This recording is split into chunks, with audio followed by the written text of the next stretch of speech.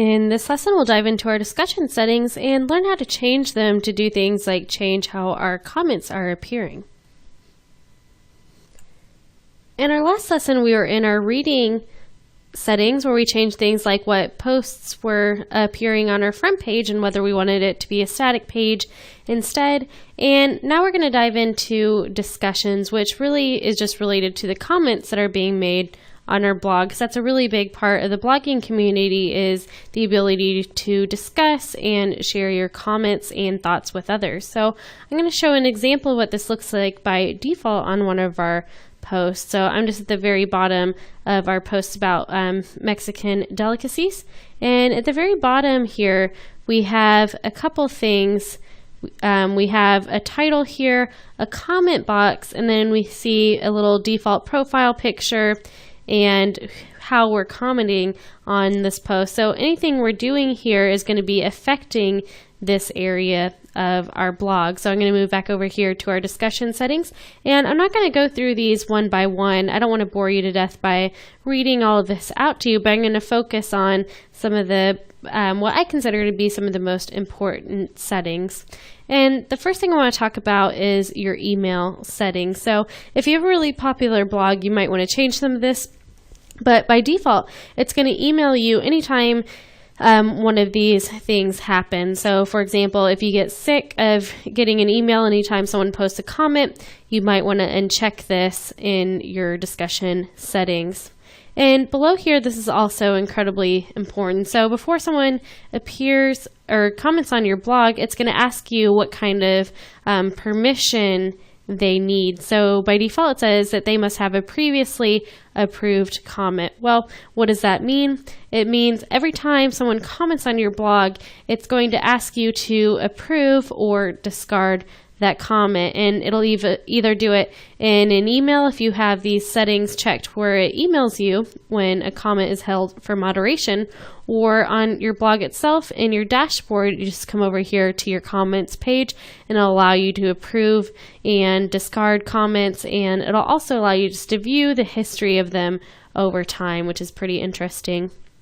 And I like to just leave it at the default. If you want to change it, this top option will make it so every comment that appears in your blog must be manually approved. But I think generally when someone's commented once and it's good content, then you don't have to approve every time that appears on your blog. So I'm just going to leave that. And this next one just deals with spam, so we're going to skip over this, but it's going to silently discard the worst spam. So that's something, if you want to be safe, you can switch the second option and make sure you always put it in your spam folder for you to look at and not just discard the ones that are pretty much guaranteed to be spam. So I'm going to skip this. It's about moderation and blacklisting, which is self-explanatory. You just come in here and read this, and down here we can start to customize actually not the restrictions or the settings themselves, but how it's going to appear on your blog. So right here, it gives you the option to show that follow comments. So down here we have this little checkbox. If you want to remove this and remove the ability for people to follow comments with email settings in, you can remove that, which I'm going to leave those. I think that's a good idea to allow people to engage and follow your comments that way.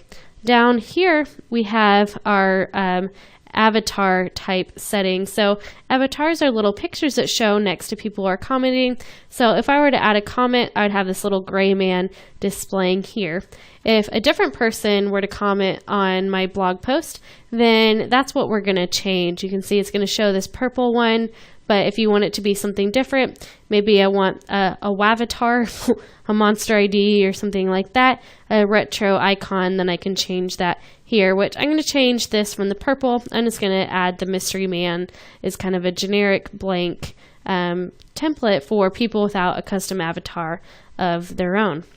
And related to the avatars are gravatars. And gravatars were actually created to be a global avatar for people. And we'll learn how to make one in a couple lessons, but you can see this little purple guy.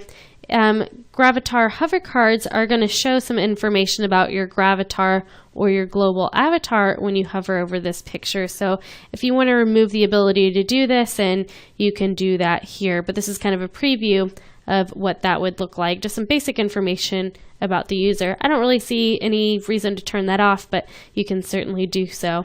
And the last thing I really want to talk about is the maximum rating for comments, because by default it's set at G, meaning it's suitable for all audiences. So you can change this if you want to allow people to make X-rated comments, and you certainly have the ability to do so, and it's your own blog, so you would come in here and change that here.